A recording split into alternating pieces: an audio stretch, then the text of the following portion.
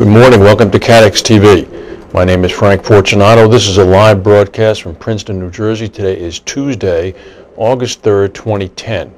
It's 11:30 a.m. Eastern Daylight Time in the U.S. It's 4:30 p.m. in London.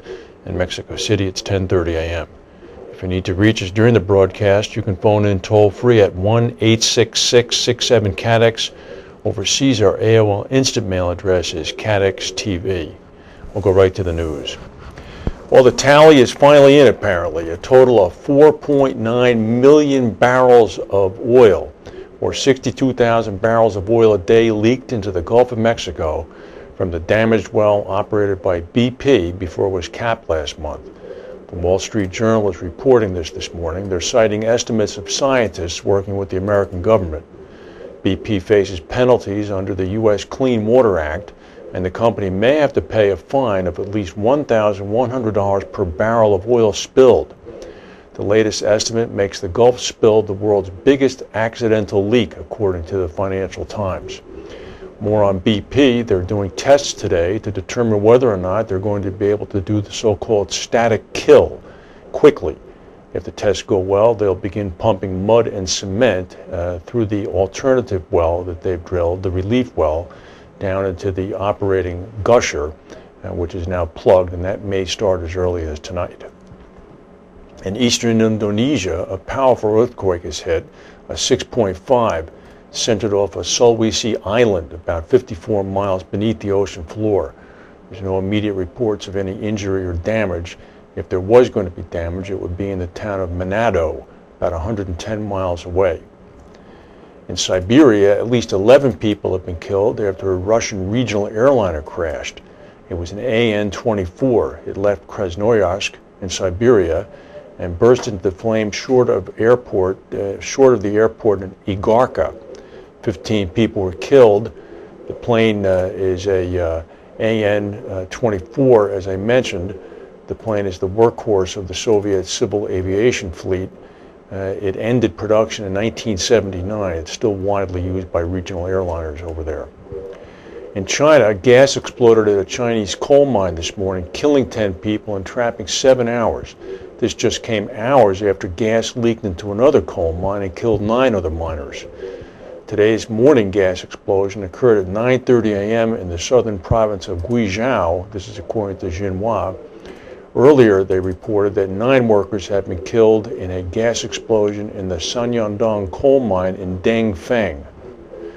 And in the Greek Isles, fire service officials on the island of Samos indicated that they believe they have control of a fire on the island that had forced an evacuation of about 300 Finnish tourists from a beach resort.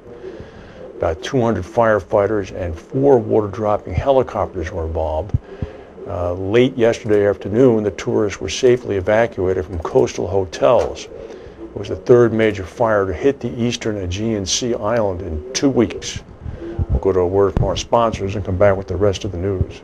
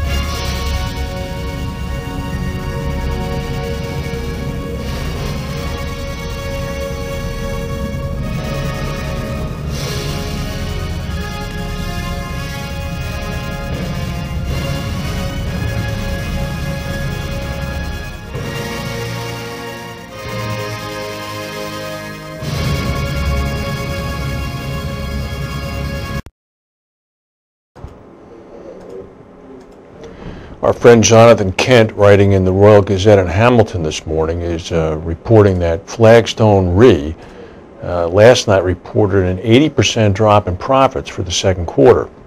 Net income was $13.3 million, or 17 cents a share, compared to $68 million, or 80 cents a share, during the same period last year. They did record a 12.5% increase in gross premiums, up to about $370 million. However, operating income plunged 65.5% down to $20 million. Flagstone was hit by a loss of $12.8 million from the riots in Thailand, which erupted in the spring of this year. The company's underwriting results were also hit by a $27.5 million loss related to the Deepwater Horizon oil rig. That loss did not hit the net income figure, since about 90% of that loss had been laid off to Montfort, one of the company's sidecars. Sidecars, of course, are retrocessional vehicles that give reinsurers greater capacity to write more business, but Flagstone does not have a controlling interest in Montfort, and the reinsurer's loss attributed to the rig disaster was only $4.5 million.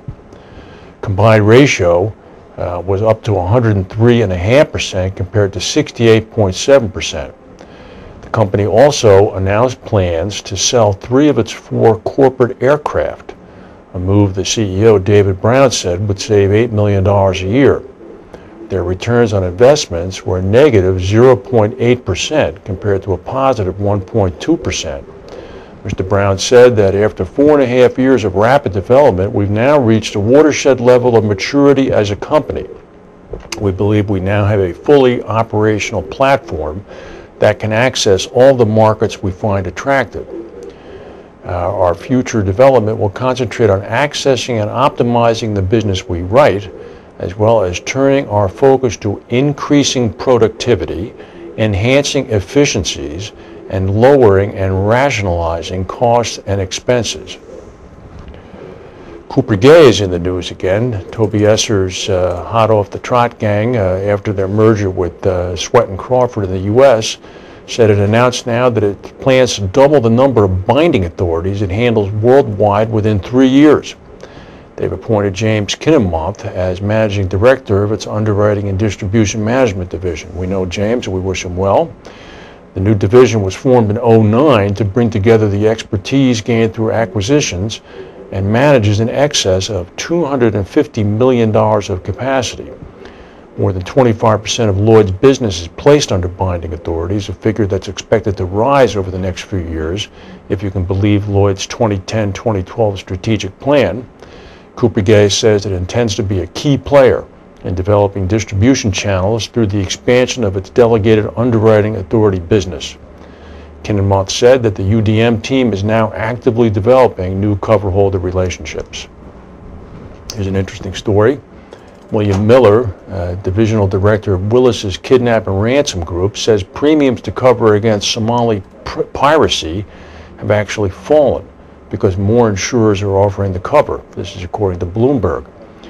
Mr. Miller said that buying $5 million of coverage now costs as little as $15,000 per voyage, half the peak rate in 2008.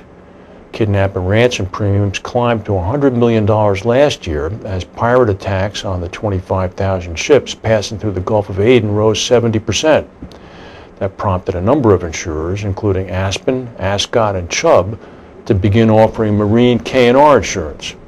The average ransom, though, has doubled to between $3.5 to $4 million since Chubb got into the business 22 months ago. This is according to their kidnap and ransom manager, Greg Bangs. He added that the company expects to expand its piracy business further. Quote, "At first the rates were a little higher than they should have been, and then over time insurers realized they could reduce their rates and still make money. The dip in rates has deterred Ascot from writing policies, and this is according to Andrew Moulton, who is a marine underwriter at the Lloyd's arm of AIG. Well, for our final story, and sometimes